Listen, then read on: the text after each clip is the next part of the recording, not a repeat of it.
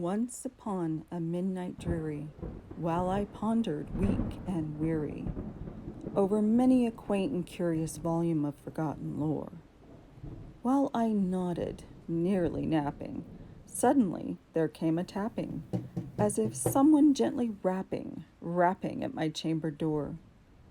"'Tis some visitor," I muttered, "tapping at my chamber door. Only this, and nothing more."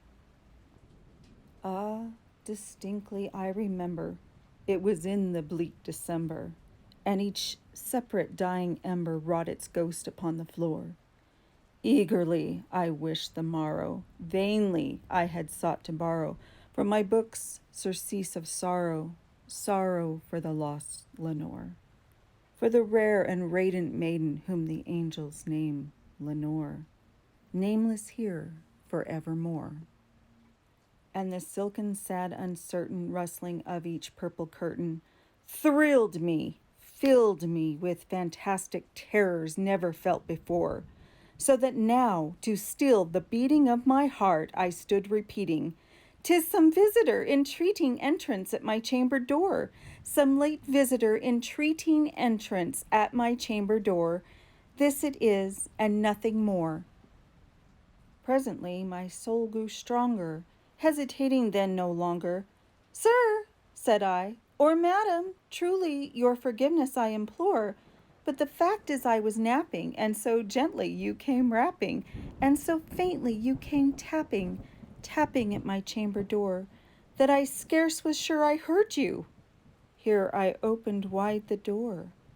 Darkness there, and nothing more. Deep into that darkness peering, long I stood there wondering, fearing, doubting, dreaming dreams no mortals ever dared to dream before. But the silence was unbroken, and the stillness gave no token, and the only word there spoken was the whispered word, "Lenore." This I whispered, and an echo murmured back the word, "Lenore." Merely this, and nothing more. Back into the chamber turning, all my soul within me burning, soon again I heard a tapping, something louder than before. "Surely," said I, "surely that is something at my window lattice. Let me see then what thereat is, and this mystery explore. Let my heart be still a moment, and this mystery explore. 'Tis the wind, and nothing more." Open here I flung the shutter, when with many a flirt and flutter, in there stepped a stately raven of the saintly days of yore. Not the least obeisance made he, not a minute stopped or stayed he, but with mien of lord or lady perched above my chamber door, perched upon a bust of Pallas, just above my chamber door, perched and sat, and nothing more.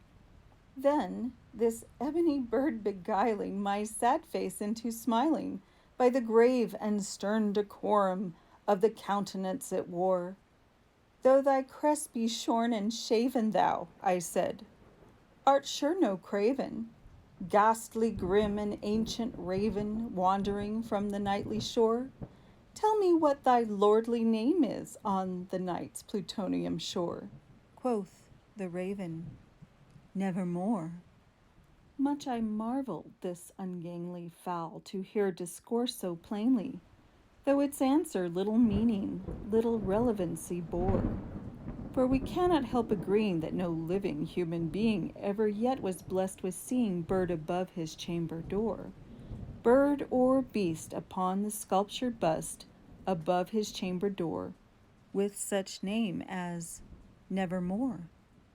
But the raven sitting lonely on that placid bust spoke only that one word, as if his soul in that one word he did outpour.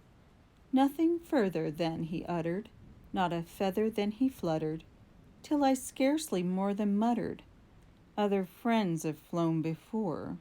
On the morrow he will leave me as my hopes have flown before." Then the bird said, "Nevermore," startled at the stillness broken by reply so aptly spoken. "Doubtless," said I, "what it utters is its only stock and store, caught from some unhappy master, whom unmerciful disaster followed fast and followed faster, till his songs one burden bore, till the dirges of his hope that melancholy burden bore, of never, nevermore. But the raven still beguiling all my sad soul into smiling, straight I willed a cushioned seat in front of bird and bust and door.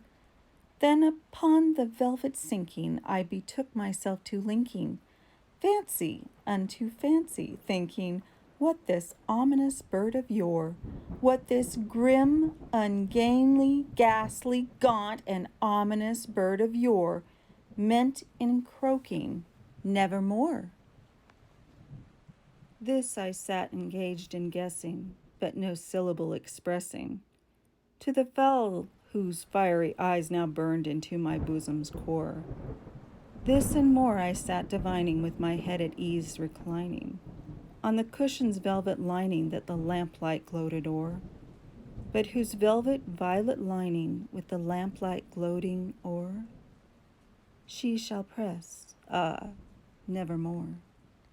Then, methought, the air grew denser, perfumed from an unseen censer, swung by seraphim whose footfalls tinkled on the tufted floor.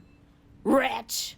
I cried, thy God hath lent thee, by these angels he hath sent thee respite, respite, and nepenthe from thy memories of Lenore. Quaff, oh quaff this kind nepenthe, and forget this lost Lenore. Quoth the raven, nevermore.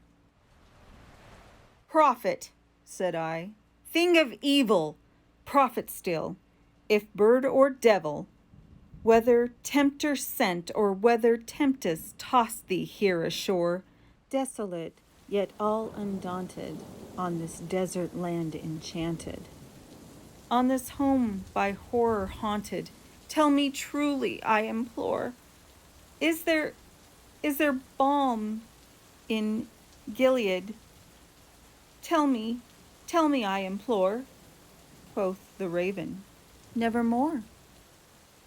Prophet, said I, thing of evil, prophet still, if bird or devil, by that heaven that bends above us, by that God we both adore, tell this soul with sorrow laden, if within the distant Aidenn it shall clasp a sainted maiden whom the angels name Lenore, clasp a rare and radiant maiden whom the angels name Lenore. Quoth the raven, nevermore.